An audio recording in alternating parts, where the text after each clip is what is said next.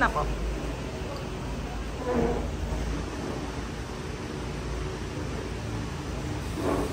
So, magandang gabi po sa lahat. So, may kasama tayo dito. May tama sa tuhod from Batasan, Quezon City. Opo. Kailan nangyari na doon? 11. August 11. August 11.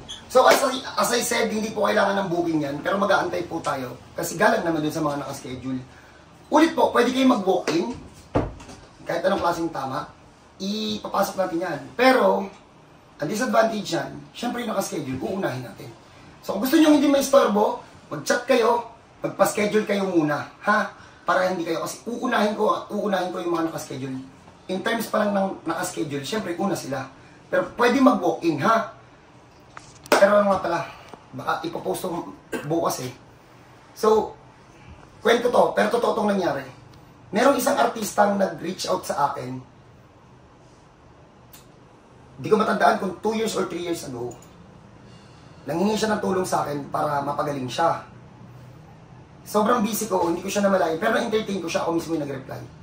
Tapos, ayun, ewan ko kagabi, bigla ko siyang naalala. Sabi ko, teka lang, parang hindi ko pa siya nakita sa hilutan. I-chat ko sana siya ulit. Out of nowhere yun eh, bigla ko siyang naalala. Nung nakita ko yun, he passed away na hindi ko man lang natulungan yung tao. So, sa mga hindi po nare-replyan dito, pumunta na kayo dito. Kung alam nyo kailangan nyo yung team ko at hindi kayo nare-replyan, pumunta na kayo dito. Huwag nyo nang antayin na lumalayan. So, nadadaan sa usapan lahat ng bagay. So, huwag nyo nang antayin yan. Ito na lang, tanongin natin. Hindi kami magkakilala nito. Idol, approachable ba yung team namin? Madali ba kami kausap? Okay naman, sa text. Sa personal? Okay din ako. Di ba mas okay, di ba, sa personal?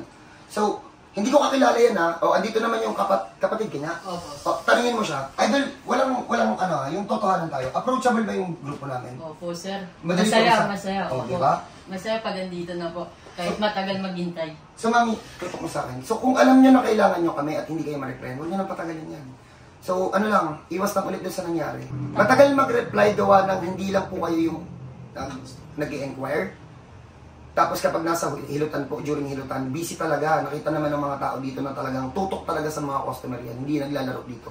So, paano? Yun na lang ha. So, try natin to. Bean, Paul, Piet. Sir, gitna nga.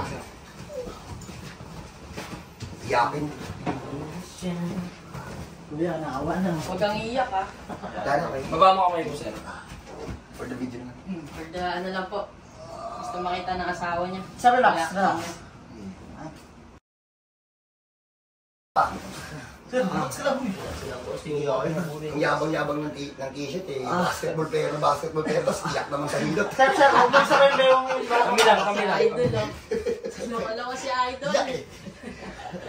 Wait lang. Hagating ko lang. Uy, di ka... Tuhod lang yan, hindi yan masakit. Tinatakot ko itong isa, oh. Hindi yan. Ihiga mo na. Masakit yan kapag di natin inayos yan. Kuya, kinakabahan na si Kuya. Oo. Pag ganyan, so di na kailangan ng schedule as I said. Pwede nyo yan i-walk in. Yun. So para pagpahingin lang natin, tingnan natin yung normal, kung normal na yung ano niya, lakad niya, ha? So ulit sa mga may kailangan sa team ko, kung hindi man kayo ma-replyan, pumunta kayo dito kasi ayoko na ulit mangyari yung gano'n na naging sobrang busy ako, in-entertain ko na nga. Kaso yun nga, eventually bigla ko siyang naalala. Pagsilip ko sa page, sa Facebook niya, he already passed away. Sana natulungan ko man lang sana. Baka napahaba ko pa sana yung, yung buhay ng tao. So yun na lang ha. So, alam ko late na to pero condolence po dun sa pamilya ng sumubok na lumapit sa akin. Pasensya na po kayo, sobrang busy ko, hindi ko talaga napansin yun siya. So God bless po sa lahat, kita tayo. Kaya natutuloy yun na rin po. Mamaya, guide naman natin. Hindi mo pa pwedeng personal na. Ako. Eh, kuya, lakad ka pa nga. Isa pa. Last na lang. Gising mo lahat. Balik na kuya, balik na po. Yan, nakaangas sa basketball. Pag napipilayan kayo, ayun yung pag-ihilutin na, sigaw kayo ng sigaw. So paano pag may ganito kayong case, dislocate na tuhod, or yun nga, nagtitwist lang naman sa loob. So paano? Kahit sa lahat, kita tayo dito, yung tuhod. Pwede natin sabihin na basic.